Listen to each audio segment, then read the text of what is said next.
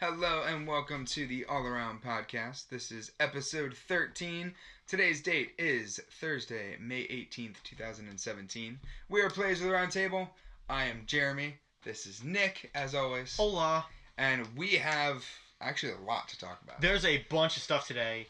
This week. Thank God. Yeah, after a bunch of slow weeks. Yeah, we've been getting we like can dry finally spells stop on weeks. rambling. Yeah, exactly. So, but what have we been talking about? 4 weeks. Injustice 2. Yes. Yeah. Finally came out. We've both been enjoying it. We streamed it. It's fucking awesome. You guys can check that out. Yep. We'll be doing more soon. Yes. Oh, absolutely. Tournaments coming up. Yes. That we're going to host. All the stuff. Story stuff. It's going to be great. Story stuff, multiverse, all the crazy all of it. stuff. It's going to be fantastic. Loot box openings. Yes. Going to be crazy. Super excited. Mother boxes. Mother boxes. I just remembered. I was from Brother Eye. Yeah. So yeah, the game's great. It's awesome. I'm super enjoying it. It's fucking great. Here, let's do the official things first. So Metacritic 88%. Yep. 8.5 user score. So really, really good. Yeah. Especially for a fighting game, because fighting games don't always get really good reviews. Dude, the fucking armor customization is fucking rad. It's like RPG elements. Man, it's great. It's so good. It is great. The only thing, secretly in the back of my mind, the only thing I wish was I could buy stuff. But it's I'm glad I don't. Yeah. It's a great limiter off getting your character super The broken. only thing that I found kind of disappointing with the armor thing is when you're going in between the armor. Yep. You have a helmet, and it'll tell you it does this much damage, this much health, this much attack, whatever. That's great. Yep. But I want that box to also tell me what the other things are doing. Because I'm okay, so I could take 36 health from that and add 42 damage. But is anything else giving me health? Yeah. And I have to back out and go into it to figure out what each of the characters doing. They need to add that second box. Because perfect example, I just hit... last time I was playing, I just hit level 20 with Supergirl. And I had a lot. Yeah, and I've had the issue already now where I was because I just hit 20. So there's 3 things that I got that were epic gear that were 20. So my character is I think it's 1 piece of gear now away from being full epics. Ooh. And I got a new chest, the S symbol. Yeah. And I was oh cool. And I was oh my god though, it boosts up my attack by 191 plus on top of what my attack boost already was. So I was oh my god, I have to pick this. But I was but I lose 50 defense. But is anything giving me defense? And then you have to back out and look at everything. Now it is nicer though because you do have always at the top you do have that overall stat meter. Yes, which isn't bad. But I do agree though, the ideal goal is to have all of the stats be essentially buffed in some way, shape, or form. Yep. So that's the only downside, but it's we're giving a downside off a fucking awesome perk. Yes. Yeah. And that's something they could easily update. Yes. Yeah, and I really hope that they do because it'll make it so much easier. Yeah. And it'll make it, personally, I think it'll make it more enjoyable. Because I'm enjoying customizing, I'm enjoying the gear, I'm enjoying looking at it. Oh, it's awesome, yeah. I just wish it was more efficient. I'll throw 2 more daggers at the game and then that's it. Okay. The only other 2 gripes is one, they really kind of fucked everybody over with the first DLC pack. Yes. The first Fighters pack, they said, they put out the trailer, we saw Starfire, Sub-Zero, and Red Hood. Yep. Everybody was amped. I, myself included, got the Ultimate pack for the DLC for all the characters because the Fighter Pack 1 was supposed to come out first, day 1, and nope, it's not out. Nobody knows why. Warner Bros. Has apologized for it and says that they're going to do it as soon as possible. The most annoying part, though, personally for me, is that it's still on the marketplace. Yep. That's what pisses me off. It's if it doesn't work, take it the fuck off the marketplace. Because people right now could pay $10 and literally not have content. Yep. That's awful. Wasn't it 20? Or 20, yes. Yeah, no, I'm sorry. It's 20. But yeah, that's even worse. Yeah. It's people are literally right now paying for content, essentially getting duped. And it doesn't say on there that it's messed up or anything. Yep, it doesn't say that it's not available right now. That's the other thing. And then I won't do spoilers into the game, but the only thing that me personally was, I got through an entire campaign in 1 play session, which I live streamed about half. So about halfway through my live stream, about 4 hours in, the game froze a couple times, so that's when I stopped. Because I was tired of kicking up the live stream 55 times. I'll be honest. For everyone who was actually checking it out and then got to the end and was what? But yeah, I literally right after I ended the live stream, I got the achievement for hitting halfway through, and then I put in another 4 hours and I beat the game. So. No, I put in 4 hours and I kept dying, so I'm very far behind you. Yeah. But I am on the right track. And then the only other thing, which, I won't spoil, but the trailers show Brainiac. Yes. Brainiac's obviously a villain. That's not spoiling the fucking game Nope. for anyone who's watched trailers. They just bring that up way sooner than what I thought. I thought it was going to be about halfway through. They bring it up even way sooner than the halfway point. Yeah. So that's and that's not a bad thing. I just would have actually liked to fight the Society more, because we were right on that prediction of that the Society was the first kind of fake thing that Brainiac comes in. Yep. But it happens way quicker than I thought. I thought there was going to be a Lost Society fights, when it's like, nope, introduction, blah, Brainiac. And you're just like, holy fuck. Like, by the time you get introduced to the Society, Brainiac's already there. And you're just like, holy shit, oh my god. Other than that, though, literally could not talk up the game enough. Like, it's the movement is so smooth. Yeah, it's faster. It's overall faster. Yes. And then also, too, like, the breakdown of, like, every point in the game. Like, gameplay, story, mechanics. They literally took everything beat by beat and somehow improved it. Yes. You know what I mean? 100%. It's not like a bajillion, like, oh my god, everything's fucking amazing, but it's definitely improved. It's way more fun. Yes. Yeah, it's a total lot of fun. The whole multiverse thing is really cool. So basically, in the multiverse, there's these planets, and the planets have timestamps on them. Some of them will be up for 3 hours, some of them will be up for a week, and you can go in and you do all these different objectives with these different things. Like the first one that we did, it made the stage turn upside down, and all the controls were inverted, and it was super difficult. It's awful. Yeah, it was the real worst bad. one. I'm like never doing those again. But I did that once. We got a lot of boxes from it. One of them being a platinum box for getting through the whole thing. And the way that they do the boxes is there's bronze, there's silver, gold, platinum, and diamond. And there's each one of them has a different amount of things that you'll get in it, and then also increases the chance of getting epics and rares and stuff like that. So it is really cool. It's very kind of in a way similar to Overwatch, but you get different boxes for doing different achievements. So, and I don't mean achievements by Xbox achievements. I mean like objectives in the game. So leveling up a character, leveling up you as a profile, getting through a different point in the campaign. Also, on a side note too, because they give you boxes for essentially everything, and also coins. Yes, and the coins. Yeah, and the so coins as well you can use for buying more boxes. Yeah, buying boxes, and then you get source crystals. Yes, that's another form of currency for shaders and premium skins. And also too, once you get your first character to 20, it's like 10,000 source crystals, which is equivalent to I've already figured it's about 1,000 source crystals per dollar. So if you want to level up another character to level 20 without actually going through the grind, it's $10. So it's a cool option. Yep. Because right now I actually have the potential to I have enough source crystals to already get another character to 20. Oh, there you go. But I really don't want to. Yeah, because I want to go through the grind. Exactly. Well, and also secretly too, I do want to go through the grind, but also as well, I would more rather save it for the fighters packs. Yes. So it's hey, a character looks really cool. I have enough anyway. Fuck it. I'd really love... I mean, of course I want to check out the gameplay first, but I'd love to probably throw it in a Red Hood. Or Starfire, because I actually think Starfire is going to play very similar to Supergirl. So if I'm already good on that flight woman who fucking hits like a truck and has, instead of laser beams, it's going to be the beams. Yeah. I'm already going to get used to that type of gameplay, so in that case, I'm all for it. I'd rather have that character be a 20. So, I don't know. Like I said, that fire pack stings me a little bit, but, what are we going to do? But otherwise, the game is fucking amazing. Yeah, the multiverse is it's very similar how Jeremy's explained. It's very similar to how the towers were in Mortal Kombat. Yeah, they just yet again they improved on it. They made more. They're more recurring. Multiple planets have multiple different objectives. It's essentially multiple, or each planet has 4 or 5 towers on them, whereas Mortal Kombat only had 5 towers overall that just kept switching. So and it's incredible. The game is it's a lot of fun. Anybody that picked it up or is planning to pick it up, download the mobile app. The mobile app is free, but if you link it, you get the grid skin for Cyborg, and you also get a diamond mother box, which gets you 6 items. 2 of them are guaranteed to be epic. I, as of right now, don't know of any other way in the game to get a diamond mother box. In multiverses, they're still away. Oh, they're still there? And also, I've seen Platinum, but I haven't seen and also, diamonds. too, we should talk about this as well, because me and Jeremy also started one.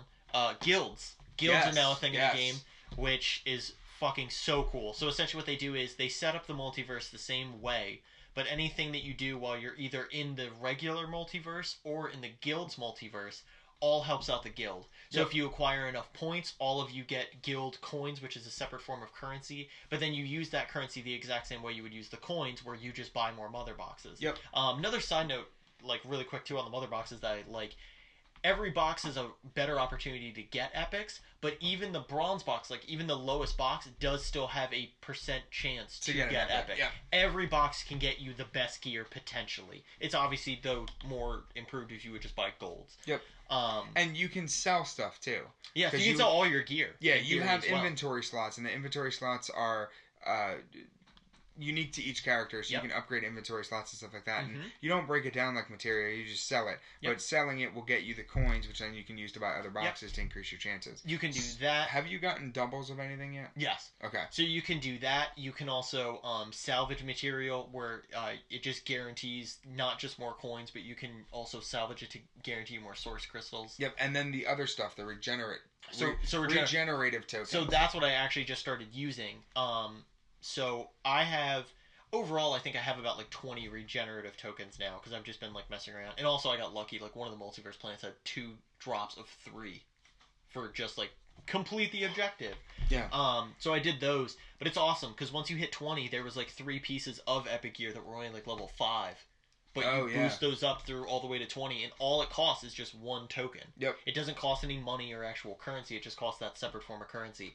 And it's great. And the best part about it is, too, if you regenerate and say you don't like it, say it gives you a different buff that you didn't want, or say the stats boosted terribly, you can still keep the original. You don't have to keep the buffed one. You can choose to keep the buffed one, you know what I mean? Yeah. But either way, you lose the regenerative token, but you can still keep the old gear. Yeah, that's you don't have to, like, go into the new one if you don't want to. So it's really cool. I haven't gotten an improvement, though, that I didn't love. The improvements on them are fucking insane. Like, even a smaller example, I took even a level 16 epic to a 20, and it boosted, just like for an example, it overall boosted my points up about 300. And it took my strength up from like what was supposed to be originally a plus 70, which was the highest point perk on that piece of gear. Took it up from 70 to 265 in strength. It's bananas. My Supergirl now hits like a truck. Oh, I'm sure. She's like almost 3k in strength. It's crazy. So yeah, so you kind of have the level breakdown like that. But yeah, so going back on guilds, we got on a tangent there. Yep. So going back on guilds, you can form guilds. They have a set multiverse planet for the guilds. Yep.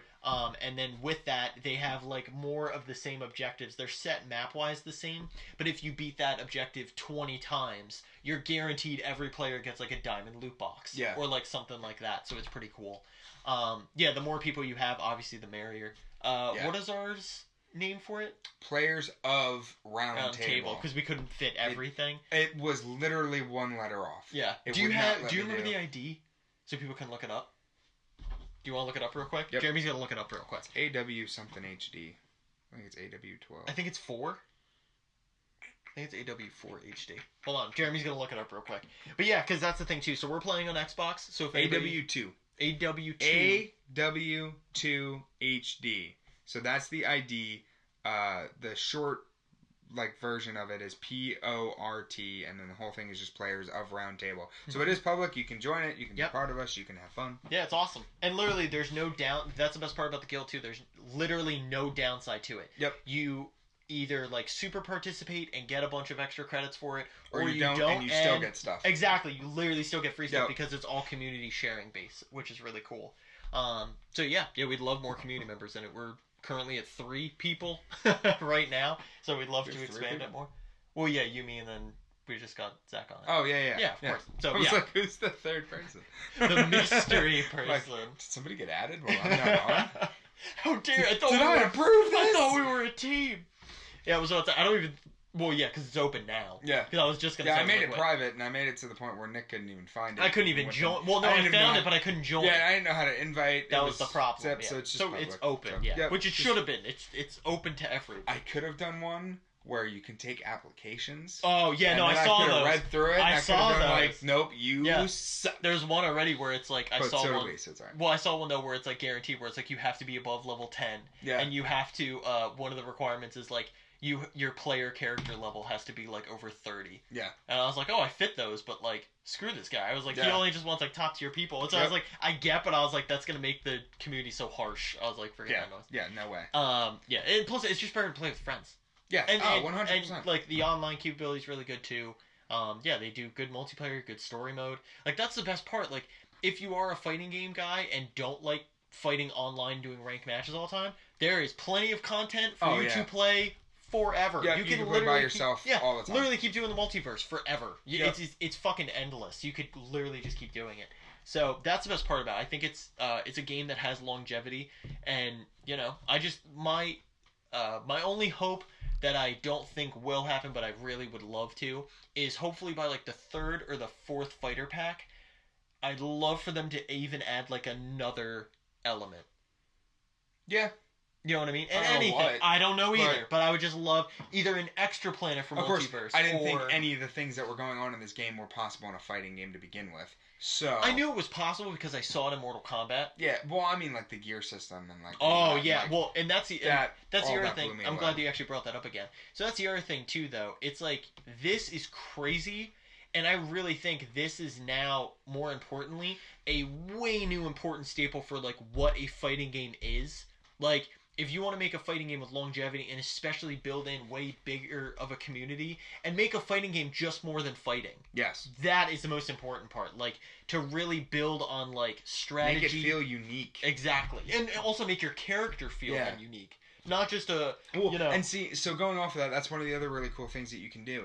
There are abilities that you can add, and some of them are passive abilities, but some of them replace other moves. Yeah. So, like... For, like, meter burn and stuff. Yeah, so it's like... Some of those ideas that you can customize how this player fights. I mean, it's kind of like almost in Smash, where you could assign the different for things like that Smash they could forward. do. Yeah, Smash forward and what beat down like did and stuff like that. But like on a whole nother level. Yeah, and also it's so cool. And also even too, another one that's pretty crazy. I haven't gotten one personally yet, but I obviously know they exist because I've even fought people with it. Is there's different abilities to change your hero power. Yes. Which that's like crazy for me, like because like I said, I'm mostly maining Supergirl, so her main hero power just at default is the like laser beams. Yeah.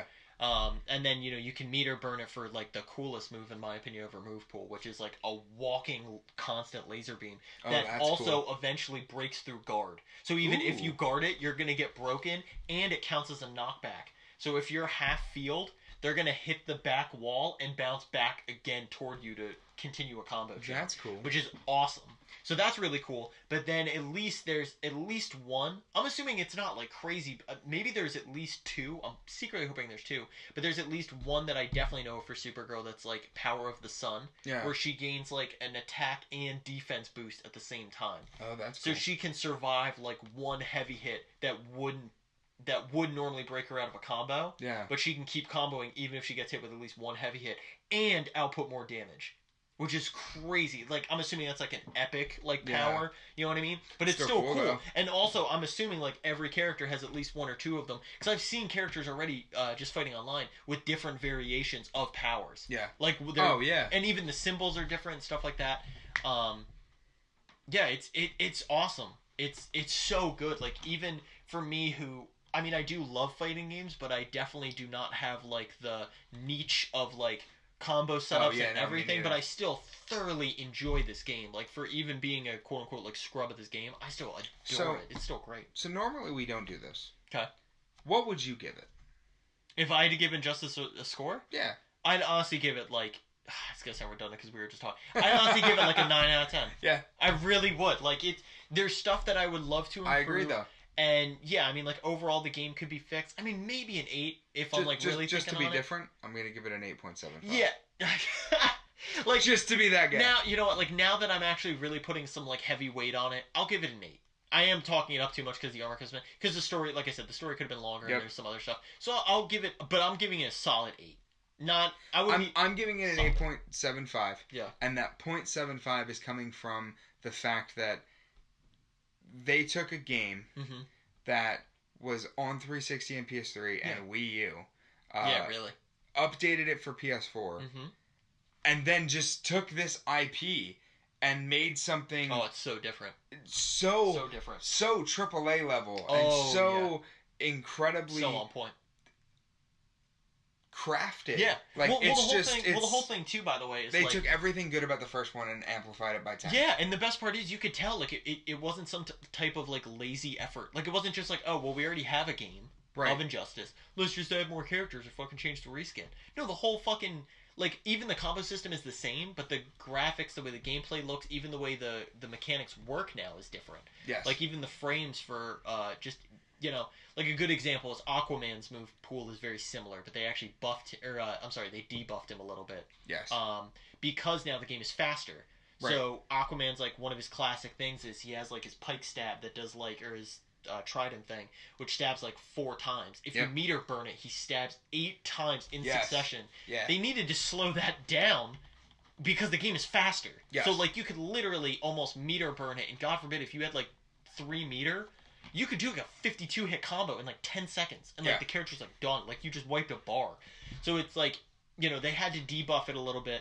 And also then there's the Flash, who is just so incredibly quick. Flash is dangerous. On top of this game that is already super quick. Yeah. Like it's dangerous. I mean, Flash can just he has this move which through watching gameplay of him it's the coolest just fucking thing to see. Especially like when people do it fluently in combos, it looks we might be talking about a different move. Maybe. Because you're talking about the fists, right? Yeah, I'm talking about... Yeah, and then they still are getting hit. And the aftershock. I'm not talking about that. Oh, what are you talking about? I thought the Flash was going to have a teleport. Oh, no. Because he was going to run from side to side. Yeah. So he doesn't.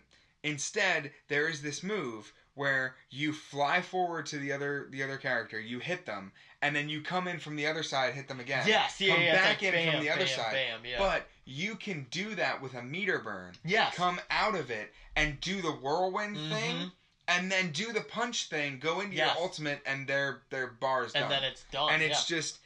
It's so great. It is... Flash is just... Flash and Arrow are definitely... Green Arrow are definitely... 2 of my favorites, and Firestorm. Firestorm, I'm having the most fun with. I was just gonna say, I was like, day 1, you were having a ball with him. Yeah, Firestorm's fantastic. He pisses me off so much. Just as a character, like, I totally get why people would play him. Like, he's not a bad character, but for me, I'm like the type of fighter that like loves to go in and like do a bunch of combo burns. Yeah, and it's like he is literally the like wall. Like he literally has like he is Pain.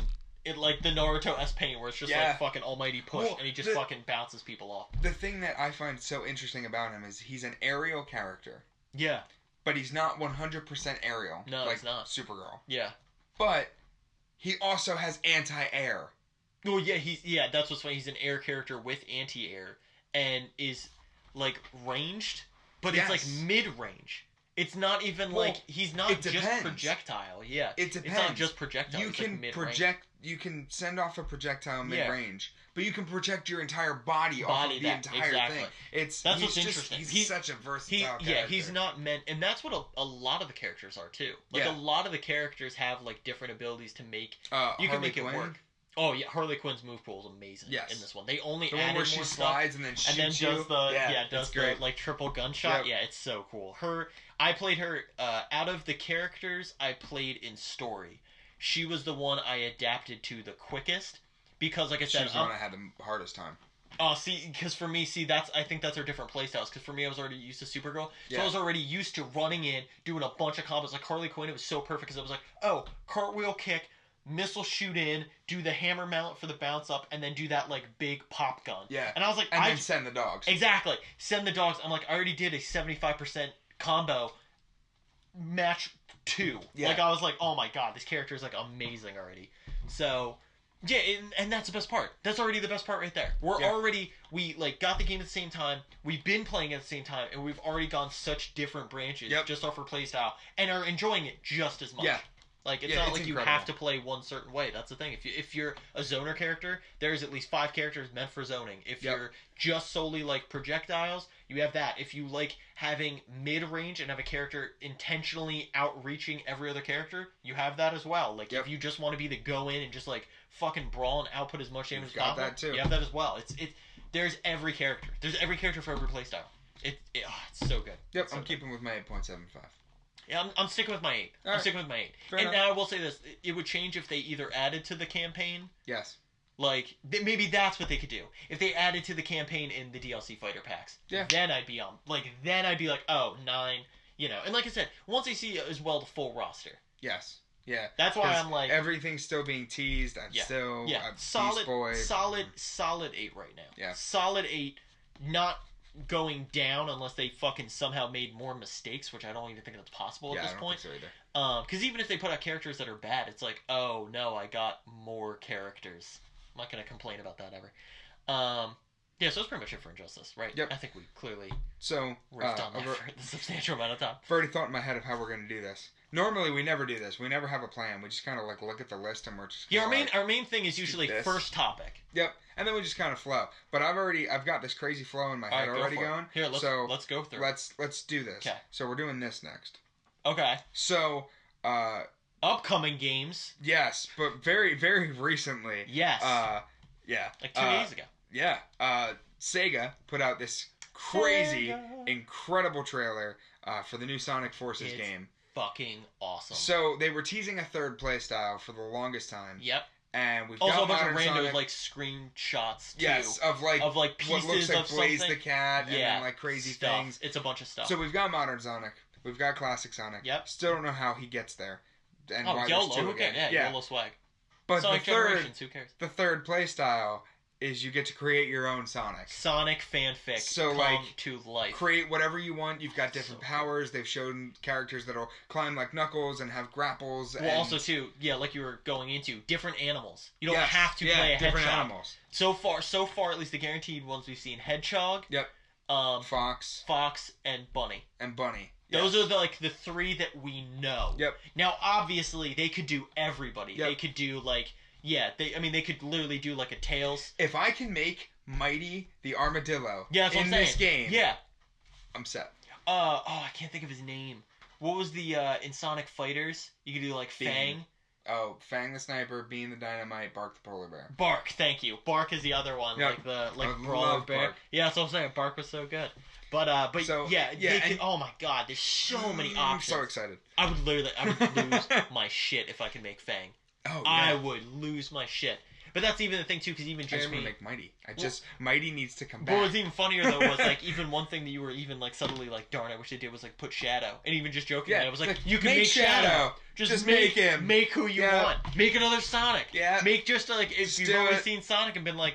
This, if you just change the one fucking thing on Sonic, it'd be cooler. And they were going through like these little here's a screenshot, here's a screenshot, here's a screenshot, and it's just like there's probably 200 different things you can choose from. So many customization. I don't even know what it all is. All the different gear that you can wear, all the different animals, hands, gloves, the colors, shoes. Even just... the animals, like the customization, they're really going in. And this is perfect because it's like that's the thing since like since like Newgrounds when I was like 10 was like. Oh my god! Make your own Sonic character, and it was like so cool. And then even the Sonic comics back in the day were like, make the coolest Sonic looking character, and we'll put him in the comics. Yeah, that's how half of them came to be. It's like it's so cool. And one of the craziest things that I'm really really enjoying about the fact of Sonic Forces being a game is it's the first one besides Mania. It'll be the first one that's on PS4 and Xbox One. It's the first one on an Xbox and PlayStation console in God knows how many years. Generations was the last one. Did Unleash come out after? No, that was before. That was 2008. And Generations was 2011. Yeah, that's yes, that was the last one. So the last one in 6 years. Unless you count like Sonic Racing Transform. Yeah, I don't count that. Yeah, exactly. Yeah, there we go. So they got that opinion. But but it's also coming to the Switch. Mm-hmm. So I don't know how I'm gonna. I might get it for both consoles. I don't know. I'm gonna get it for Xbox. I'm just saying that. I'm probably getting it for both because I want to play it on the go and I want to get the achievements and. Yeah, here's the okay. I'm getting a Sonic tattoo for crying out loud. Yeah, I'm not gonna super. I promise I'm not gonna super riff on this, but it's like I've already hit the point. I've already hit the wall with the Switch. I've already hit the wall where it's like I don't know what else I'm playing on it. The only game that's like technically coming out that I would actually like love to play again, but spoiler, I'm still playing Persona. I'm like just about to beat the game. Is Disgaea 5. I would like Disgaea 5 is doing the complete edition on there, which is fucking rad. I might pick up Street Fighter. Oh, yo, that first person Hadouken? Yeah. Oh, man. I might pick up Street Fighter. Oh, man. Just play Street Fighter 2 and just... Yo, so I know you had a flow, but since we're talking about the Switch, you want to go into that? Is there anything to go in on? Yeah. Okay, go. Well, like ARMS and Splatoon. Well, yeah, okay. All right, you wrote it. I was right. He was double checking himself. He was like, he looked at the book and was like, you fucking saw it. He looked at the book and was like, I don't think there's anything fucking talking. Fucking bringing up the Switch. What the fuck are you talking about? Yeah, Street Fighter looks cool too. ARMS looks Awesome. The most important part about ARMS, so they introduced a new character that looks really cool. Yes. She's all like buff and then fights with her like hair, which looks cool. Yeah. I guess that's cool. I think it's cool. I don't know. Well, I then all of them weird. have spring hair. It makes sense. Yeah, that true. was like my first thought. Like when I saw the first chick with the spring hair, I was like, oh, I wonder if there's gonna be like some person, or if anything, I was thinking like with to play this character, you must have a ponytail that you can tie the Joy-Con in the back of your hair with, so you can fling it around real quick. But the most important part that at least I love about ARMS that they already announced was that free DLC is coming out later on. Just like how it's so good. It's such a smart move, especially for a fighting game, especially that's on the Switch, so it's not like niche, but it is like, it's obviously big. It's their big one between Mario Kart and Splatoon. This is the most, and like, here, let me say this real quick. Go for it. If Mario Odyssey works as well as Breath of the Wild, that will be like the biggest game on Switch, hands down. I won't even argue with that at all. But right now, ARMS guaranteed is I have been, even with Breath of the Wild, because Breath of the Wild, when I first saw trailers, obviously everyone heard, I was very skeptic on it. Yes. But ARMS, since day one, and the more and more I see on it, I've only been excited. Remember, you were also very excited about Bomberman.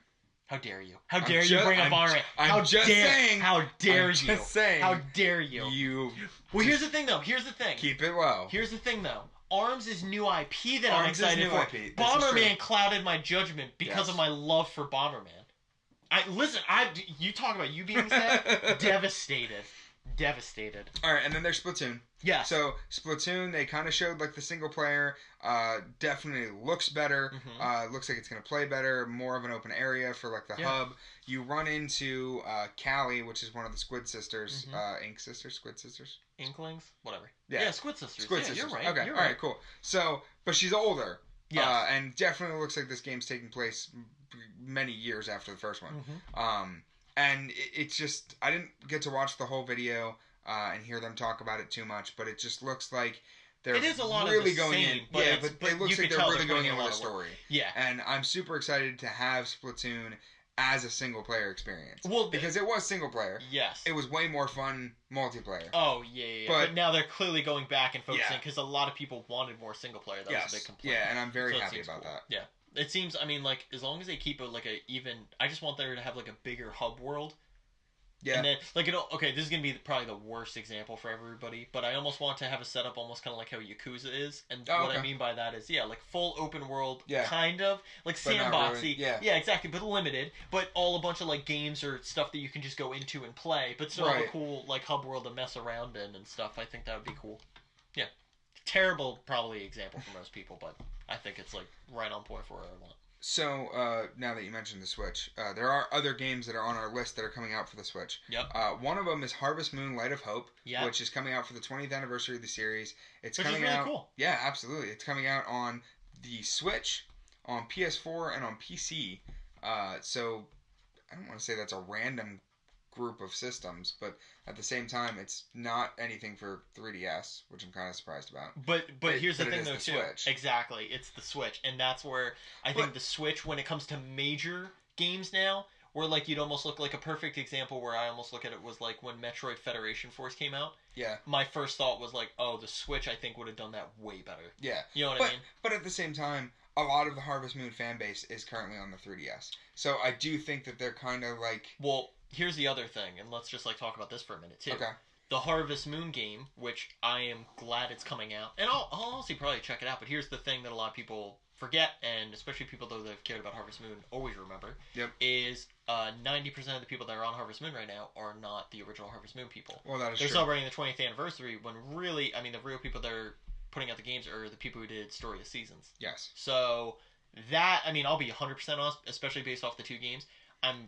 If they announce a Story of Seasons 2, that I'll be like really hyped for. But if they are intentionally, because this one is intentionally. Well, they kind of did with Trio of Towns, or is that what it's called, Trio of Towns? Yeah.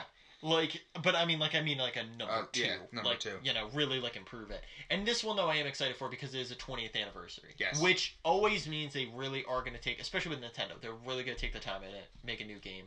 That I'm definitely excited for. But the thing is, I would like to see more like info. Yes. I need to see a trailer. But you know, that's with E3 and everything else coming up. So the other one, which I am super stoked about, got announced not even a week ago. Lego Marvel Superheroes 2. Oh my god, he's been so hyped. So, Jesus Christ. I've always been a fan of the Lego games, so Yeah. that's cool. Always like crossing genres and stuff like that. I think it's really fun.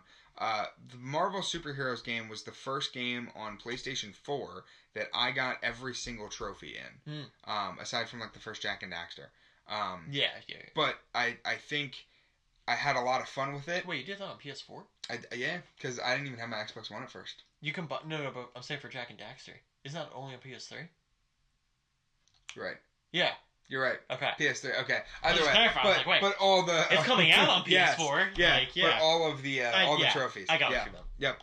Yep. But yeah, so Lego Marvel Avengers came out, and it was really, really bad. It was they had Avengers. Yes. You scared. At first, I thought you were saying Lego Marvel. I was like, I love that no. game. Lego Marvel was great. Lego Marvel Avengers was really bad because they cut it up and made it episodic. Well, that. In my opinion. But you didn't play it in chronological order.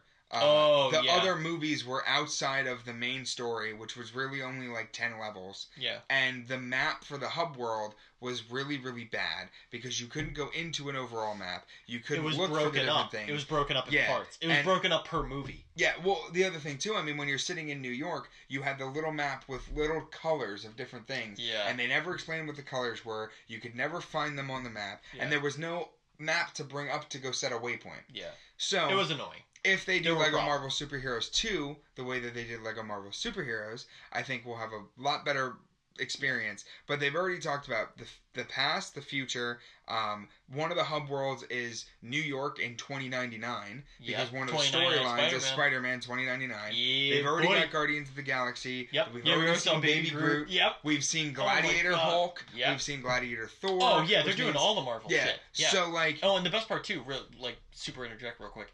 That's the one cool thing about always these two. They don't give a fuck about like upcoming movies or like comic spoilers. They do it because it's really for the fans who are like super dedicated to the comics anyway. Because like most people would see a character and go like, oh whatever, but like for us it'd be like, oh my god, they're in the game. What? Like in the first one when you could play a squirrel girl. Yeah, like that was fucking intense. It's so cool. It's so great. I'm super excited. And the greatest part about it is we will have the X-Men in it. Yes! Which we did not have in the last one. Which we're and also... it was in the superheroes, and it was... Well, ripping off the Bandit too, we're also 100% confirmed not getting it in Marvel vs. Capcom. Yes, I know. Which is really depressing. Sorry, like super quick note that we don't have written here, but they actually like 100% confirmed it. They even said based off the DLC characters, there is no X-Men. There's no X-Men. Fuck. I was really secretly hoping for Jean Grey and Cyclops. Oh, yeah. And Wolverine, of course. Yeah. Like, holy fuck. Or X-23. True. Yeah. I know you're more X-23, but like you know they need to do Wolverine. Yeah. No, I know. Fucking wolf claws and shit. Yeah. Grr. I hope the next Wolverine they announce, I hope that's exactly how they introduce Grr. Like even just like the fuck. Claws. Grr. Adamantium. Like Who's tired of that old just chestnut? Bones. Just bones. Oh, fuck that, Jesus Christ. Grr. Origins. Origins Wolverine. Yeah, Jesus Christ. So what else going on? Alright, so two other quick bullet points we'll hit. So Star Ocean, the end of time. This is totally your thing. It's okay, so first of all, take it's the wheel on this best, kid. It is the best Star Ocean game out. It's the second one, right? Is that right? No, it's okay. So if we're going off like Star Ocean chronologically, it's like the fifth. Oh, okay. Because back in the day, so Star Ocean, and for also people who aren't familiar, Star Ocean was very similar to almost how Final Fantasy was. Right. So, but I'm talking about even like I think it started off 16-bit, Oh, okay. 16-bit turn-based. So it had a like old setup. But yeah, this one by far, like it, and the only reason they're intentionally remaking this one in particular is because of the fan base. Yes. Overall, top to bottom, best Star Ocean. I mean, like, there's a few other people that are very finicky on like what might be their like definitive favorite. This one is the best though. Yep. Like you might have a different favorite. This is the best Star Ocean. I've played every single one. You are not the first person to tell me that. Yeah, exactly. I mean, there's a reason they're fucking remaking this, and the people are losing their minds. If you've never checked it out and are kind of into turn-based, and what I mean by that is like if you're into the turn-based kind of setup, if you've ever played a Tales game, fucking get this game. Like you will not be disappointed. It's only $20. It's $20.99 is what the price US dollar. Yeah, So very it's weird. $21. Yeah, exactly. All No, $20.99. So anyway, so it's gonna be that. So it's gonna be priced at that on the PlayStation, or at least US dollar. And yeah, Because we gotta be weird. Exactly. It's going to be so good. Now they've already said though too, really quick. Sorry, I'm like super tangenting now. You do your thing. They've already said it's not a remake. All it is a port. Yep. That's all it is. It's not full 1080. They're gonna try to do better graphic resolution, which I can understand. But at the same time, it's like if they are still, it's not polygons. I'm like dissing it by saying polygons. But based off the way it's like the PS2 essentially graphic engine, you can't just 1080 bump that without having an in between. Yeah. So it would look way too awkward. That's why they have to remake Final Fantasy VII. Well, that's also why God forbid. Well, also too, that's why you also had. Speaking of like going back too, that's why you also had Jack and Daxter remake on PS3 before PS4. Yep. You know what I mean? So it's not just like a full fucking like out the gate thing. And also they got to try it out. Yeah. Oh yeah. It's just like how Kingdom Hearts was. Yeah. Yep. You were saying. So yeah, so it's awesome if you're into RPGs, and for some reason, because coming from an RPG fan right now, on PS4, if you already haven't wasted all of your fucking time into Tales of Berseria and Persona 5, get this one. Yeah, that's it. Cool. All right. So moving on. I love you had to wait too. Yep. It was like, is he? I should have like paused and been like, and another thing. I was just like, and another one. No, anyway, keep going. So I also forgot about this. So we actually have two more little. Oh, there's a bunch. There's a lot to talk about. For the record, the flow. I was gonna go from Switch to this, and then jump around, but that's fine. Yeah, I was getting rid of the small bullet points. It's all right. I didn't try to hit. It hurt too. Don't. So make me feel abuse. No. Anyway, continue. So, Life is Strange 2 got announced. Yes. Which I'm super, super excited about because the first one was really good. I don't know how I feel about the ending, though. That's the only thing that rubbed me the wrong way. I won't spoil the game because people should play it. Yeah. And I don't think enough people have played it where I think we should be like spoiler. Yeah, because it's I'm going to simply word it as this. It is one of those endings where if you put like some ample thought into it and understand the premise of the game and put the science of what they explain to you in the game, a lot of the ending is this is going to sound really insulting. I don't want to insult it this much, but it's like a Mass Effect 3 ending, only in the sense of like everything you did really doesn't matter in the end. It also felt very lost ending for me. Yeah. Is how I... Some would say strange. I didn't...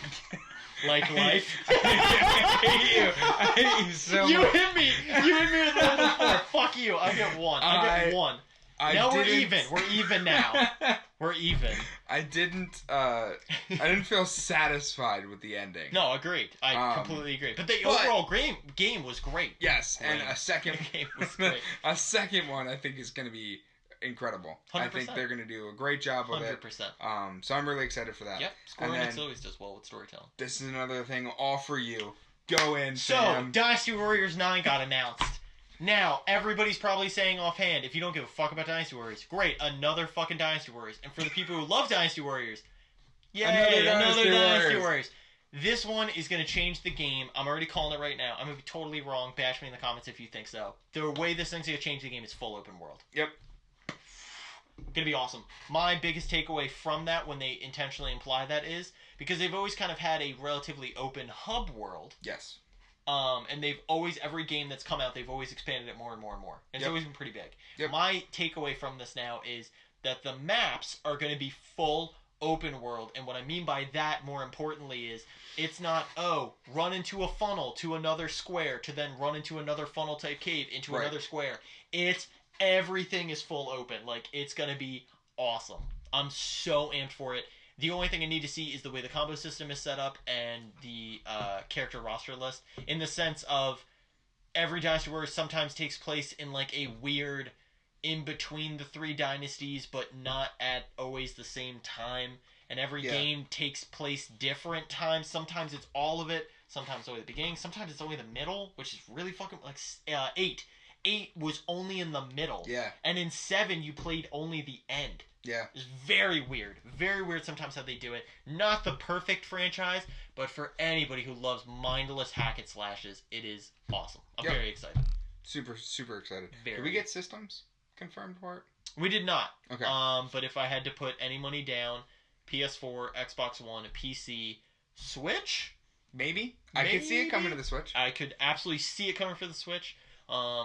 But we don't know yet. Yeah. So we don't know any system yet. It could be for it could be for Vita. We have no idea. No, it's not for Vita. It's not. I mean, it might be Dear a Vita God. port. No, but it's not going to be. Yeah, let's not go that down. 3DS only. It's just like fucking breaking that. Cool, great. Yeah. Open world on 3DS. Yeah, I love your great. brain went. Yeah, we did. What does that mean? Right. Oh God. Anyway, sorry. All right, so now we'll do these. So 2 games came out alongside Injustice, which we should have talked about these earlier, but just, whatever. So they don't matter. We had a that flow, much. and technically I fucked up the flow first because I came up with the topic. Yeah, it's alright. Yeah. Whatever. So Farpoint came out for PlayStation VR, which is its first, aside from Resident Evil. Let's be fucking real. Yeah, it's the first, it's the second major game that VR can really promote. Yep. It's also the first-person shooter with an accessory. Yeah. Because Resident Evil 7 controller. just had a regular controller. Yep.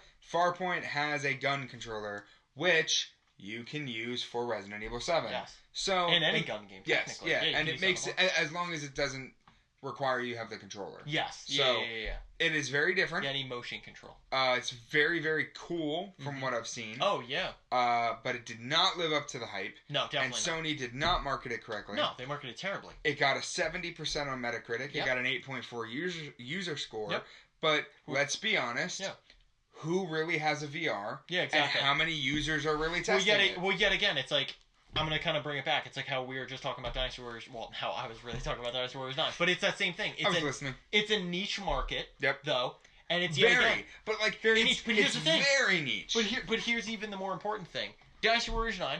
Yep. You did the marketing already, and we already have a heads up on it. And this is a weird thing to compare it to, but it's like it's important. Yep. It's like you have that, so the fan base knows it's out. Yep. And even you who don't care about Dynasty Warriors, at least know it's a thing. Yeah. Right. And like you heard about the open world, cool. Yep.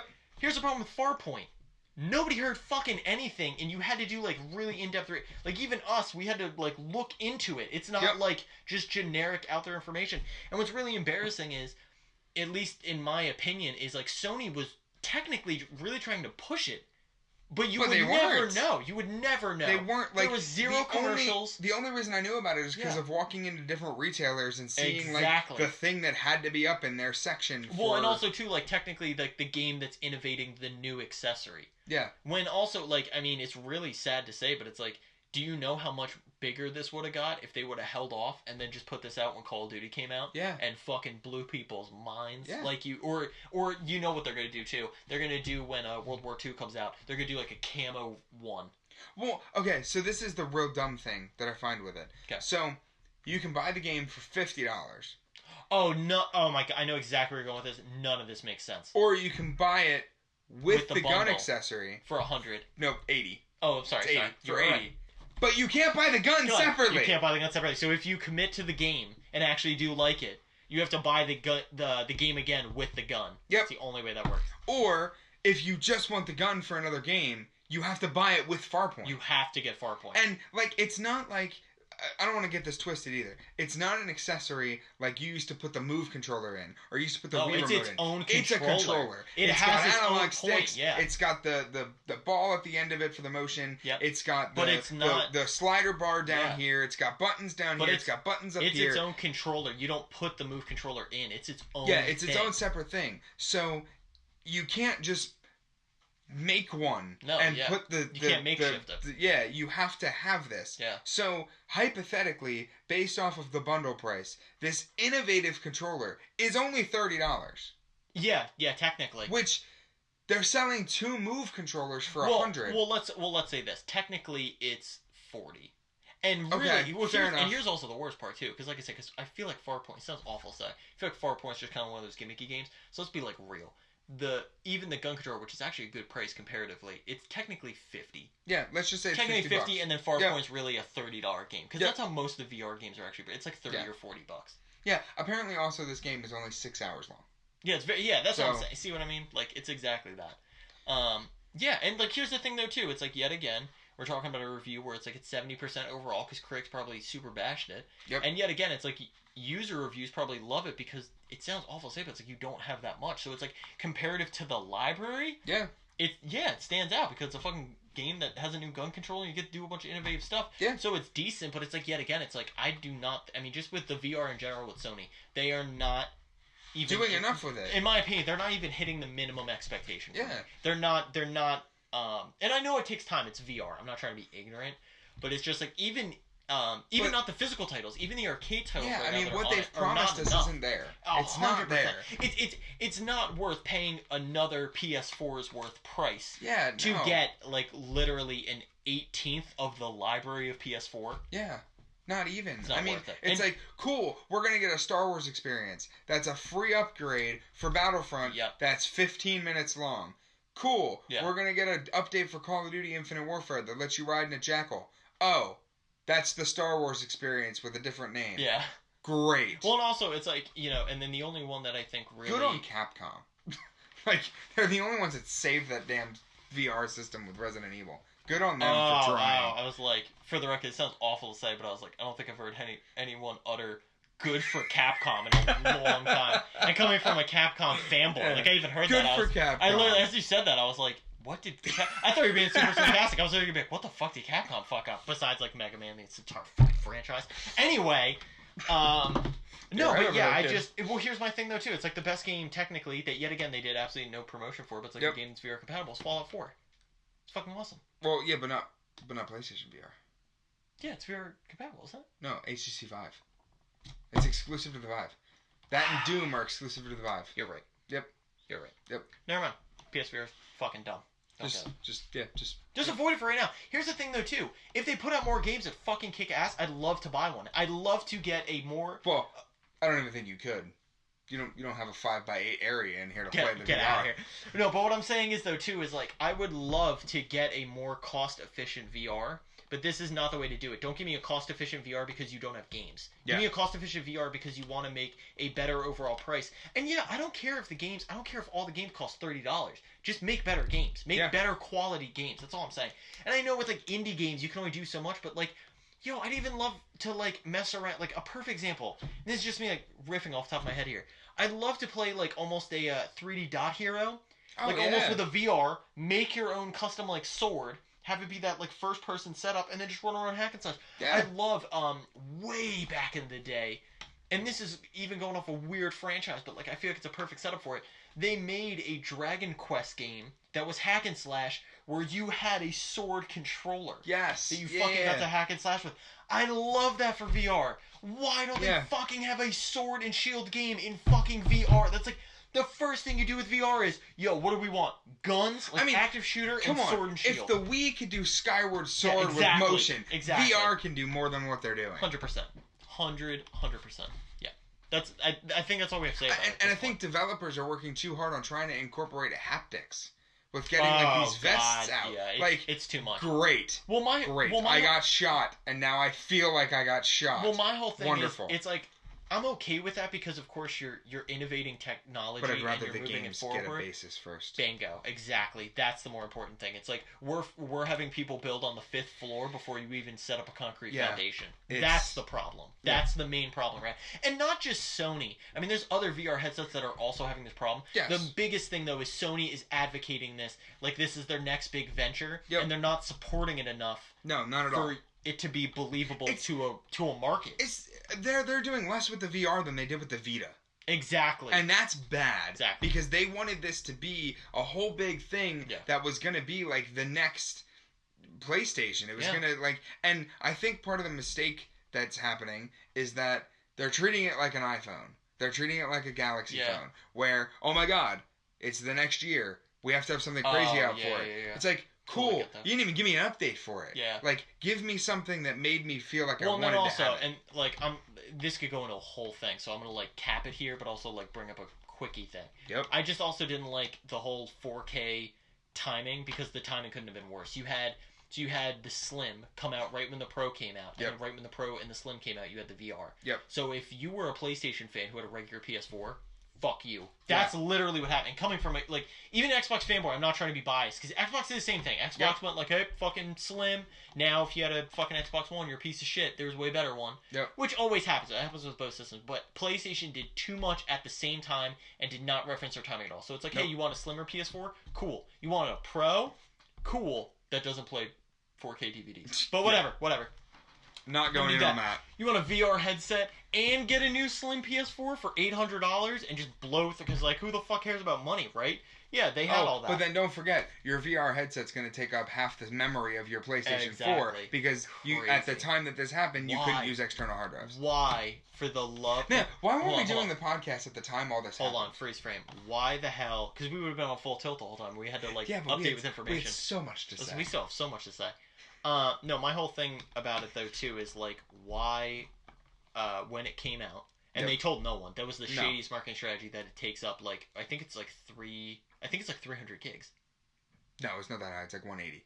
Okay, well, anyway, it's either way. Round up, 200. It's 200 gigs. That's being shitty of me, but I don't care. It's 200 gigs. Why the hell, when it came out, if I'm paying that much money, why the hell you don't have a separate hard drive system built for it? Yep. Even if it's in the VR. I don't care if it weighs an extra pound. Get it so my PS4 isn't getting screwed over. And the worst part is the majority of the update, or the majority of the space came from an update. Yeah. It didn't even come from the system. The VR itself. It's just... Yeah, it's not great. So anyway, let's jump off that, and let's talk about one more game that came out. The Surge. Surge. I don't really know much about. So I'll go into it here. So... Well, real quick, so Metacritic gave it a 72%, and then 7.9 user score. Yep. So we got the I can't say that today. User score. You were good. You were saying it like 4 times. Pretty solid. Yeah, but I keep saying user score. User score.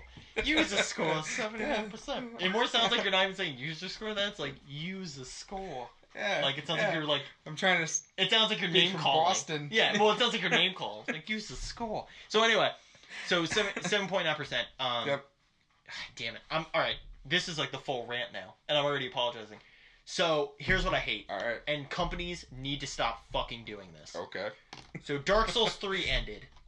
And you're like, Dark Souls? We're talking about the Surge. Bear with me. This is going to mean something, I promise you. I'm bearing with you. So, Dark Souls 3 fucking ended. Yep. You know what I don't like because Dark Souls ended? Every fucking game that is a third-person hack and slash that has any RPG element is fucking called Dark Souls-like or Souls-like game. Yep. They need to fucking cut that out. Because Lords of the Fallen was nothing like Dark Souls in my opinion. The only thing that was alike was it was a third person... Oh wait, this is the same company, right? Yes. Okay. And that's where the connection comes from. I'm gonna chain. Right. Keep going. Yep, alright, so Lords of the Fallen, which is a game that we're not talking about at all, but we're talking about right now, is a medieval third-person hack and slash game. Yep. But it's nothing like Dark Souls. The combat is totally different. The fucking setup, the story, everything is fucking different. Yep. And the same people made the Surge. Yep. So the Surge is a more futuristic game where you're in a mech suit. You're in a mech suit fighting mechs that got like corrupted, and you're essentially just trying to like survive, find out the original source of why they got corrupted. Hashtag Reploids. Hashtag fucking Mega Man X concept. And literally just ran through that, and it's a third-person mech-like beat-em-up. But everybody's calling it fucking Souls, and it's not. And people need to shut the fuck up about it. The only, and I'm way more on tilt than I should be about it. Yep, you are. The only game that was even partially similar that I will give some credit to is Neo. But you want to know the only game that should really be titled Souls-like? Fucking Bloodborne. Because it's fucking made by the Souls-like people. It's it's made from FromSoft. Yeah. I know, it's made from FromSoft. Well, I was going to say from the people, and then I was literally going to say it's made from FromSoft, and I couldn't say that, so I was like, okay. So I had to like word it around and whirlwind around. Great. But, so, like, it just baffles me, and companies need to stop fucking saying it. Yes. Just say it is a third-person hack and slash. Why the fuck you're duping the market? Because here's all you're doing. Dark Souls fans are dedicated people, obviously. Yep. And I get the initial marketing strategy. Hey, we have a, like, awesome group of fans that are super dedicated. They love the franchise forever. Here's the way to invite them. No, it isn't. Don't tell them the game is like the game that they've been playing and died for, and it's not. Because you know what you did? You just pissed off the entire fucking fan base that is dedicated to the franchise and will do nothing now but bash that fucking game and bury it. Yep. Here's the thing. If that game actually even would have put one iota into actually being like Dark Souls, that game would have got a 9 on Metacritic. Or a 90 on Metacritic. Yeah. And I guarantee you would have got a 10 fucking user score. If it actually would have taken the time and been like Dark Souls. But it's not, and we need to stop promoted itself properly. Yeah, and here's the thing. We need to stop comparing games like Dark Souls because here's the thing. Dark Souls isn't a perfect game. Like, I mean, I've played every Dark Souls game and I love them, but I don't. They're not perfect. Well, and also too, though, I don't want other games to play like Dark Souls. Yeah. That's why I like Dark Souls. Dark Souls is a game, not a genre. Exactly. That is the whole thing, and it definitely, in my opinion, just sure. wherever did anybody decide that Dark Souls is now a genre?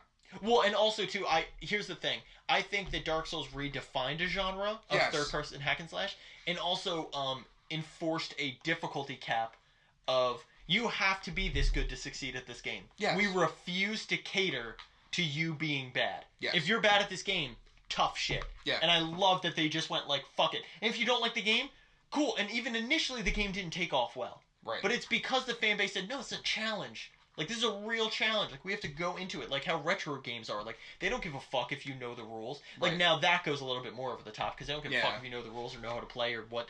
They just throw you into it. Which I love that it does pay homage to that. But it's like, you can't. Do not have a game that gives me a tutorial and then tell me it is Souls-like. Yeah. That is insulting. That is so insulting. And like Lords of Fallen and Surge, which I haven't played the Surge, but I've already seen trailers and gameplay footage already. So I am saying this with information intact, with fact.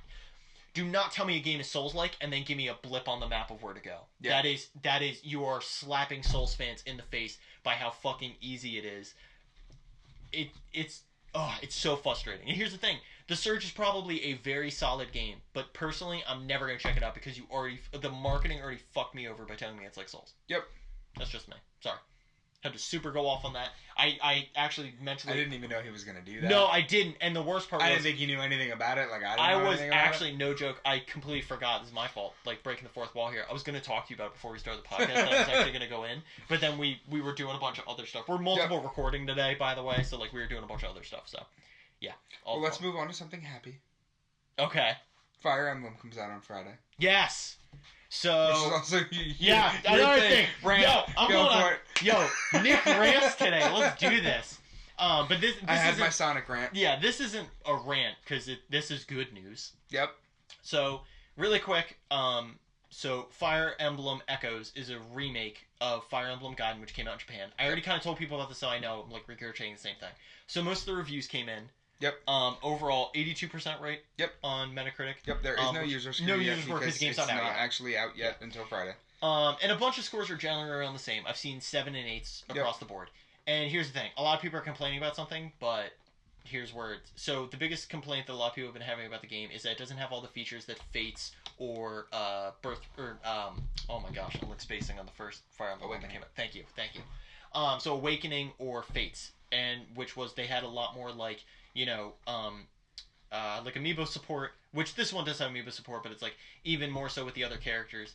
The DLC packs are a lot more concise. Yep. And then also what's more important for the actual game though itself is you can have like marriages, there's character bonds, stuff like that. This game does not have that. Here's why. It is a remake of an older game. So literally it just takes those features of the older game and amplifies them. Yep. Now what it does do, which is a new feature to Fire Emblem ever, is 3D dungeon mapping. So literally now you can run around in areas and walk in a 3D environment. Oh, that's cool. Not just turn-based. Actually walk around in a 3D environment, which is very cool. I'll get this one. See? That's what I'm saying. So it's... and then here's the other thing, though, which I will give you a warning of. Okay. And here's why a bunch of people... Because I already read a lot of reviews, and here's where the review is, like, hitting a wall. Where most Fire Emblems have a better system, and this one kind of doesn't, because of its new feature. Yeah. It's a trade-off. Okay. So they add the new 3D dungeons. Yep. Which give you more incentive to explore them. Yep. Okay. You now need to level grind to get through certain fights. Yeah. I would understand that, though. I would expect that. See, but in other Fire Emblem games, like Fates is a perfect example. In Birthright, you almost never need to. Every level you can beat, as long as you beat it properly, you can get through them. In Conquest, which is the other form of Fates, in Conquest, yes, there is 1 or 2 levels you have to grind, especially endgame. Like right near the end when there's like 3 boss fights in a row. Potential spoiler, but I don't think so. When you're doing like 3 boss fights in a row at the end of the game, you fucking need to level grind, especially like even for the first boss. The first boss fight will literally wipe your whole party in like 5 minutes, and you're just like, what do I do? So you have to level grind for that. So in Echoes now, jumping, it is almost mandatory that you have to level grind to progress.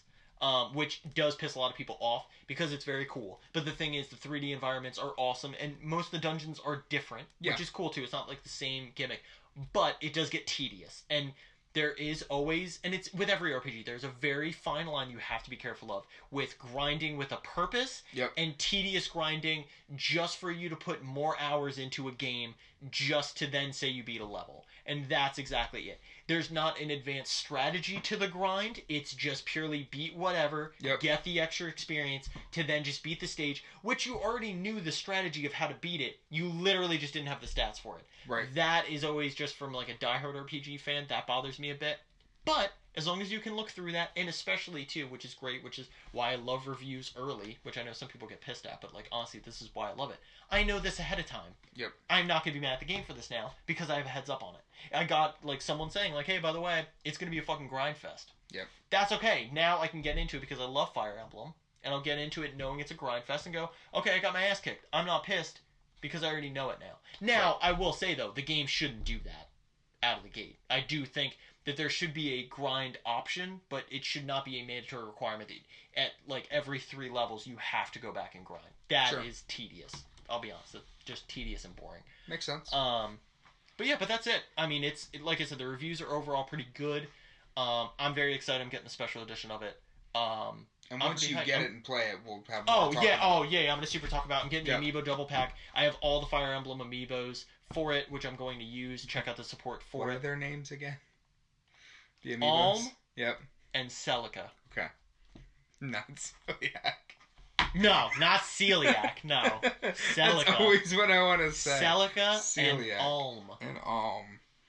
Alm. You had to say it. Both of us were thinking it. It was just like, no, I can't say that.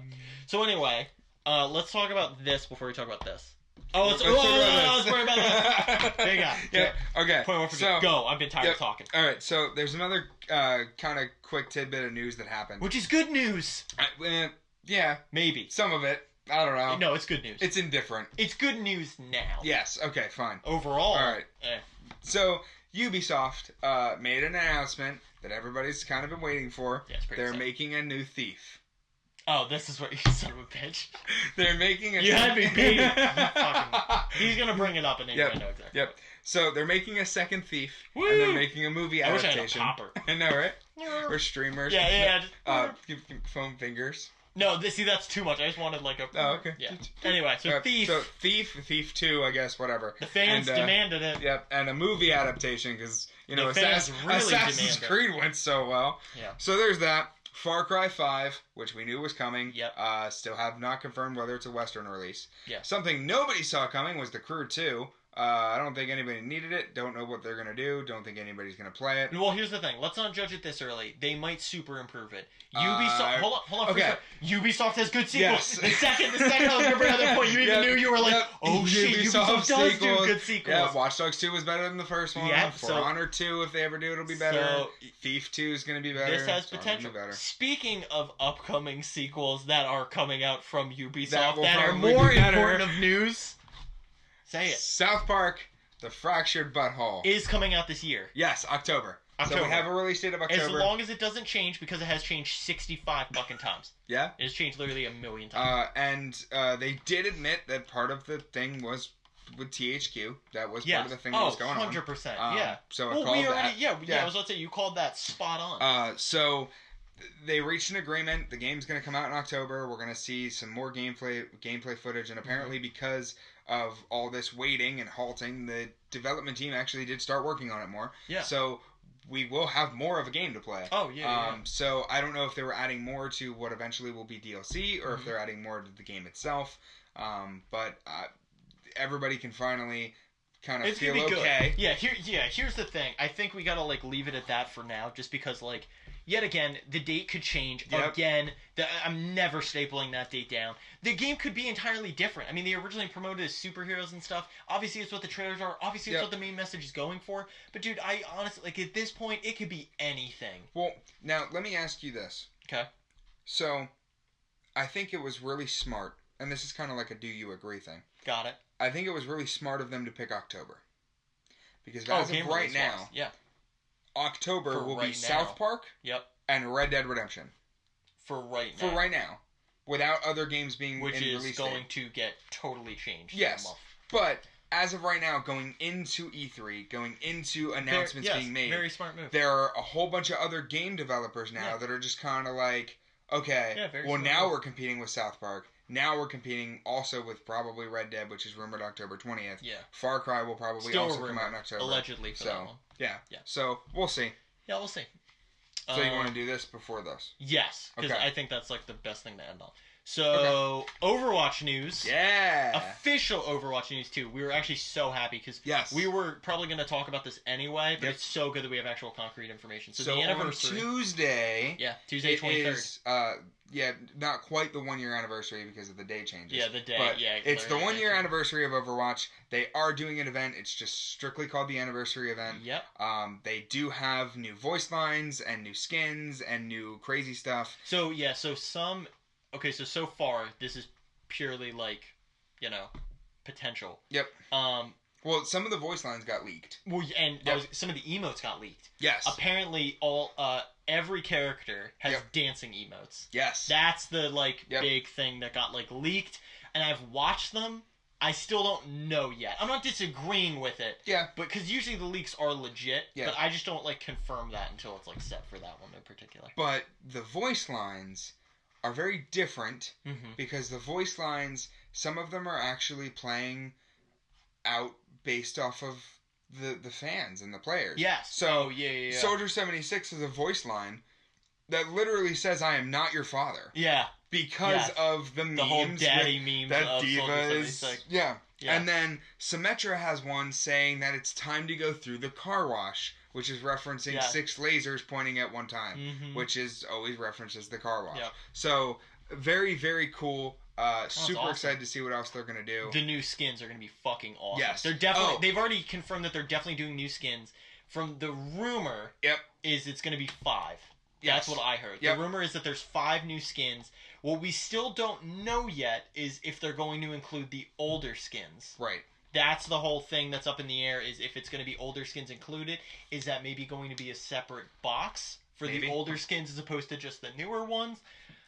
I don't know. I honestly have no idea what that. The other big thing that was teased, and I don't really know exactly how this is going to play out, but arena maps. Oh, I heard about essentially. This. Yes. So it's very very vague. The best let's do bullet points with these. 'Cause I'm very nervous. I don't want to speculate a bunch of stuff. So here's the thing that when I heard that, I was very confused. But here's the thing I tied it to the most. Okay. Is 3v3 arcade mode. Okay. Just more. That would make sense. Just more confined in that sense. Now it could be more. It could be 5v5. It could be 6, like how it normally is. My personal opinion is I think it'll be an arena type map. I think that is legit, and I also think it will be 3v3 or maybe 4v4 or 4v4. I don't think it will get bigger than that. It would just be another map for 1v1s and 3v3s instead of Antarctica. Yes. So I totally agree. But what's the interesting thing is that Sombra is the character tied to the leak of... Which is very weird. It could just be the fact that she's a hacker and leak stuff, or Sombra might be getting a map, which she kind of already does with El Dorado. Well, what I was even thinking, though, too, is, it could be like a training ground, cyber world-esque. Oh, yeah. Just oh, that'd be cool. Like a Tron-esque almost looking spot. Yeah, you know like a simulator kind of thing. Exactly. Cool. Where it's then that is an arena. Yeah. It's like a digital arena where you could just mess around and it doesn't matter. It could change every time. Yeah, that's what I'm saying. Or it could change based off the way characters are going. So if teams we winning, could customize it. That'd be cool. That'd be very cool. I'd be down. I'd be very down. Yeah. But so that's it, at least for now. May 23rd to June 12th. Yes, that's how long the event's going on for. The second this event drops, we will post every piece of information and we have about it. And I am hands down buying 50 loot boxes. Oh, yeah, that's what I'm saying. Jesus Christ. 100%. My money's been bleeding dry, though, with, Injustice just coming out. I got the Ultimate Pack. See, and that's why I didn't buy Fire Emblem's coming out. It's so much stuff. I have anime coming out in a rando note. Yep. But yeah, so the last piece of news that just finally happened is Destiny. Destiny 2. So we got a gameplay reveal trailer. I didn't watch too much of it because I was at work while it was happening. So I watched it on my break. Okay. So real quick, the two major takeaways that at least I got from it is now there is a map. Yes. I did see that. And not just a pausable map, like a map that you can actually drive around in. That's the real big thing. And then the other thing is now there's guilds. So finally, fucking finally, there is a lobby type system now set up. And this is the worst part. Even after the content they showed, we still don't know what it means. Yeah, I'm gonna be honest with you. Anything. But they've just announced that there's guilds. People can join in. People can talk to other people within the guild. And then you can obviously...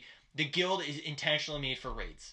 That's pretty much practically what it's made for. Or for strike missions or nightfalls or something like that. So as far as the gameplay goes, though, and actually watching it, is anything different from the first one? This is what I was actually going to say. So I'm glad you brought that up. That was like the perfect question to ask. There we go. So the major thing that I took away from this, at least from watching the gameplay right now, and from the crazy improvements that they've added to the game, I personally call this Destiny 1.5. I really do. And this, I'm not trying to be insulting. It is just the game that I feel like...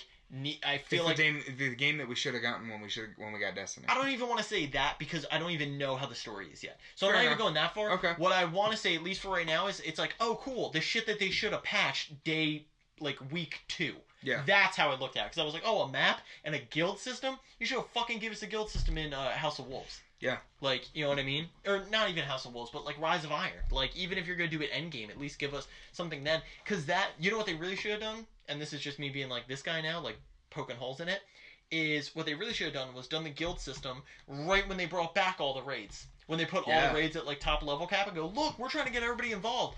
You know how you don't get everyone involved? Go, hey, look, they're back, and go, well, yeah, fuck you. You gotta have fucking 6 friends who want to like run around in this shit. When they should have had a better setup, organized system. You know, Bungie, way to go. But speaking of Bungie stuff, though, with that, they're hooking up with Blizzard. So, that's the big takeaway. Basically, Blizzard isn't in charge of. Nope. But they're kind of taking control of Destiny 2 on PC. So, which is fucking genius. Destiny 2, it needs it. And that was speculated after Blizzard took away the Battle.net name, that it was going to be Activision and that Blizzard might even take control of the Call of Duty ports from PC. However, Destiny is an MMO. Yeah, Blizzard is very good at MMOs. Yeah. So, why not give the biggest MMO giant the ability to have control over a first-person shooter MMO? Also, Blizzard literally has handled a game bad 0 fucking times. Yes. So, that doesn't mean, though, that development is handled by Blizzard. Yeah. They are just handling servers and making it accessible through there. Won't be Steam. It'll be Blizzard. Also, really quick to even like draw back on a point I just brought up though. Blizzard has fucked up World of Warcraft for veteran players, and Blizzard has messed up games like for veteran players sometimes. I just want to point that out really quick because as I said that I was like I'm gonna eat my. But they are still great. Oh, I will. I'll love Blizzard forever. I will never like. I mean, I don't play World of Warcraft anymore because I mean their skill tree too fucking easy. But you know, it is what it is. Yeah, exactly. At the same time, though, Blizzard is an amazing company and fucking does. I mean, how many times did we talk about Overwatch? Exactly. That's what I'm saying. Can't do wrong. There are 2 things that one thing is a fact that I find interesting. Another one is a question that I have. Cool. So for me or for them? For everybody. Just everybody can think about it. Everyone's involved. Everybody can think about this. This is breaking the 5th wall. If that was even the thing. The computer, the computer. The computer just blows up. Your screen watching it cracks. No! We come out of the screen. Go, I have to ask you a question. No, right, but we come out at us. Like, no, fuck that. Yep. You're on LSD now. Right. You're out. Am I? Yeah. Stroke the furry wall, bro. Alright, fair enough. Yeah. Alright, so anyway, Destiny 2 is not releasing simultaneously for the PC as it is for consoles. Nope. That it got pushed back. It's not the same release date. Yeah, the PC edition got pushed back. So consoles is still September 8th. Yep. It is also rumored now that PC's not getting a beta. Yep. But here's the question. Okay. How much of a presence is Destiny gonna have at BlizzCon? If at all. But with Activision, not this past one, but the year before, announcing the Call of Duty movie and TV thing that they're going into at BlizzCon. Yep.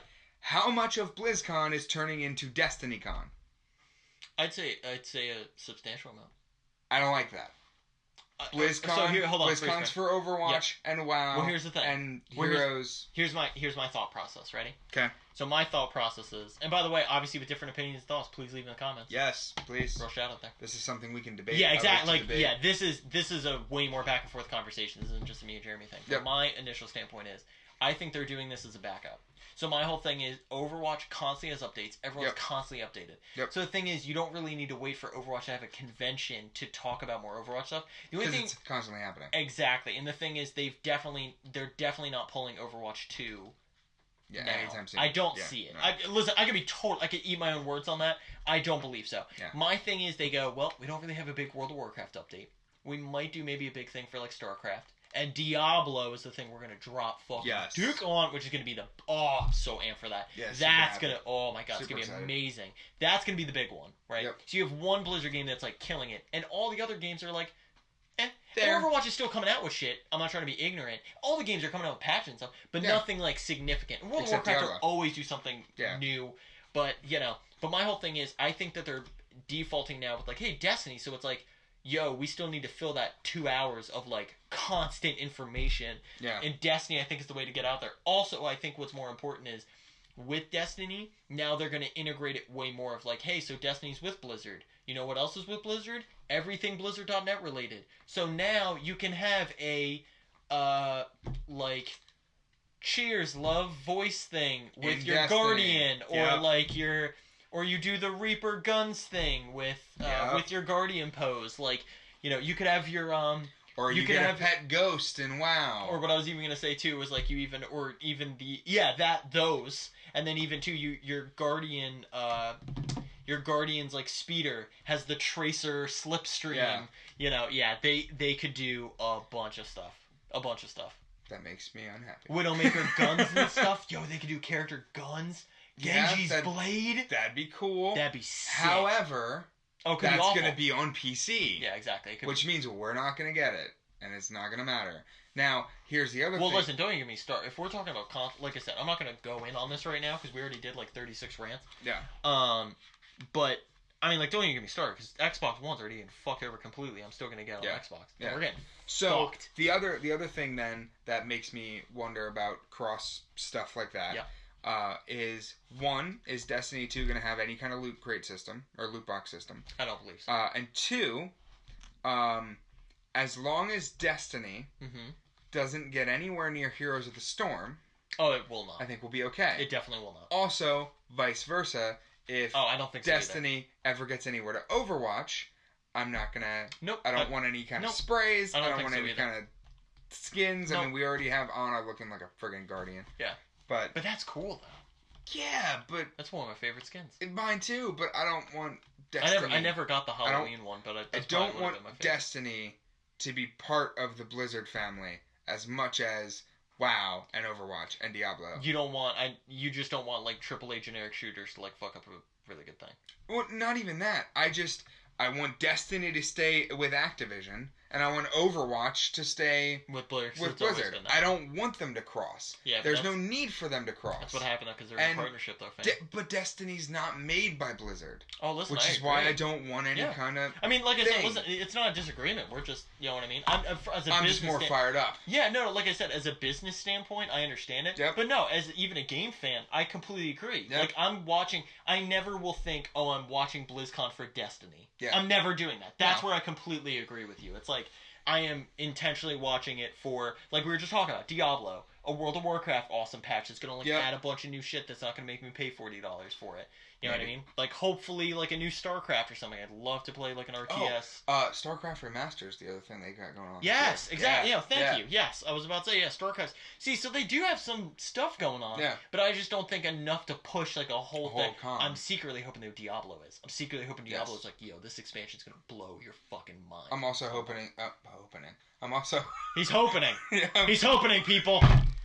He's outraged and he's hoping. I'm also hoping that eventually, maybe at BlizzCon, we get, hey, so you guys like Diablo? Here's the 4th one.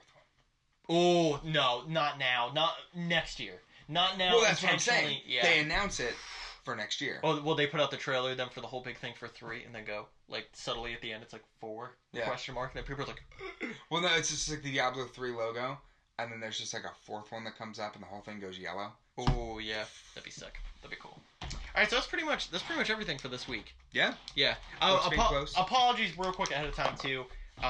There was so much information. We really want to try to cut this down to under an hour. We talked incredibly fast. Yeah.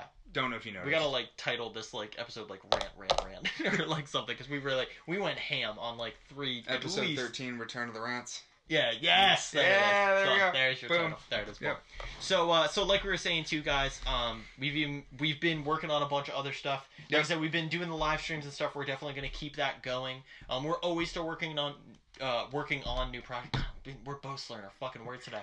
So we're always working on new projects. We're talking so fast. Exactly. The major thing is to I don't think I said it in this video. Nope. But I'm saying it now so much because we're doing multiple recording. Please, like, comment, subscribe, please. share. Always all check of it. us out. Yeah, the best thing we could get at this point is word of mouth. If you're into what we're saying, please give somebody else a heads up on it. Yep. And like I said, just even have them check us out. That's all we ask. Yeah. You know what I mean? We're very confident in the content that we put out. We'd love for, people to respond to it. And that's the other thing too. We get a little bit here and there, but yeah, any like or especially a comment, just going back and forth, just, knowing where our progression is with it. We'd really like to know things we need to improve on, things we're doing well, things we're not doing so well, just like everything things you overall. want us to do that we haven't thought of yet. Exactly. Things that we are doing that you don't want us to do anymore. And especially even too, if you don't want to take the time out for that, which I totally understand, because at this point we're just happy that you're watching us and taking up a portion of your time. Just even leave a like, just to show that we're at least going in a proper direction for us. It's always just good to know. Like I said, it's without any feedback, we're obviously going to keep moving forward, but feedback will change our direction potentially. Because no news is good news. Exactly. So that's the thing. So we're running with what we got, but we'd love to hear feedback. That's the biggest thing we could ask for. And we keep talking at the end of every episode about how we're changing things, about how we're doing things differently. So as Nick said, we did multiple recordings today. This is our second recording. Yes. Because we finally broke out into one of our new experimental things. Yep. So a lot of podcasts will do the show, and inside the show we'll have segments. And we used to talk about movies, and then we stopped to kind of make everything shorter. So instead of doing a segment inside of the podcast, we did a separate segment. Yep. So the whole thing was recorded separate. It's called the Silver Screen segment. It is our review of Guardians of the Galaxy Volume 2. Yep. If it is not already uploaded before this video, it will be uploaded after. You can find it right on our YouTube page. Yep. The link will be on Facebook. It'll still, and that's the thing too. So we're working on multiple side projects. I mean, this is the first one that we're actually really glad to put out. All of it will still be under Players of the Round Table. Yes. There's no extra channel or anything like that, at least for right now. We're keeping everything concise with the channel. Yep, everything will be named different, so you can verify where things are. With what's Eventually, going on. Once we have enough videos, we can even create playlists where all the movie reviews are in one 100%. spot. Yep. Stuff like that. Definitely. So, super, super excited. We're very excited about it. Same thing. I mean, if you are into movies and liked us when we were talking about movies, but don't want to dish out for a whole 3-hour podcast to get everything. Don't really care about games. You can watch the movie aspect, because we used to talk about movies a lot. Yeah. So if that's one thing that drew you into us, and we're sorry we haven't done it for a little while, but definitely go check out the Guardians review. It is full of spoilers. If you haven't seen it yet, don't watch it. Which we will put a warning up probably in the title. Yeah, it'll be right there. I mean, we say it in the beginning of the video too. Exactly. So people will know what's going on. Yep. But on that note, yet again, I'm gonna do a shameless plug quick. Oh, go for it. Because I can. Absolutely. So, by all means. I'm a musician, which we've talked about before. Jeremy. I know, right? Yes, go for it. So I'm super, super excited because I've written my first song in 3 years, and he's so fucking excited. Yes, I know. It's like I shouldn't even say, it's a great thing. I haven't written a song that I liked out of the 15 that I wrote. Other than one that I've played out occasionally, and then this one, which I wrote in an hour last night, and I'm super, super proud of. He's very pumped. Didn't plan on writing a song, just kind of happened. He did not. But a genius. June 2nd, I'm playing a show at a place called the Indian Fort Inn in Hamburg, PA. It's about an hour and 15 minutes from Lidditz. I'm going to debut it then, and then I'm going to do a Facebook live stream that Sunday, probably around like 8 o'clock, and just play it, and then eventually record it and get it up on like SoundCloud and iTunes and stuff like that. So stay tuned for that. Good stuff. So, And we'll eventually start talking about music 100%. at some point in the future. So that's the other thing. I'm glad you actually, because I can segue off that. Sure. So that's the thing too. So obviously we're starting with movies, with Silver Screen and all that. So we're doing that, but then also, I mean, for future plans too, we'd love to do, me personally, I'd really love to do anime. Yep. That's a big one. Music, especially, between me and Jeremy both, Jesus Christ, we talk about music forever. Especially, sadly, with some current event music news, but, you know, we're not gonna talk about it right now. It's just sad things Chris happen. Cornell died. Yes, there it is. Yeah. Sad but true. Very sad. Yeah. Sad but true. Like, that's pretty fucked up. But yeah. So on that note, guys, so we're ending it off. Yep. So yet again, so it's May 18th. Yes. Yeah, I'd like to have to double check it there in my brain. I was like, May 18th. Yep. Episode 13. 13. Return of the Rant. Yes, exactly. Yes, Return of the Rant. Like I said, guys, comment, like, subscribe, check us out. Love us, we love you. And yeah, on that note, Good night, good luck, and yeah, have fun. Yeah. Bye, everybody. See ya.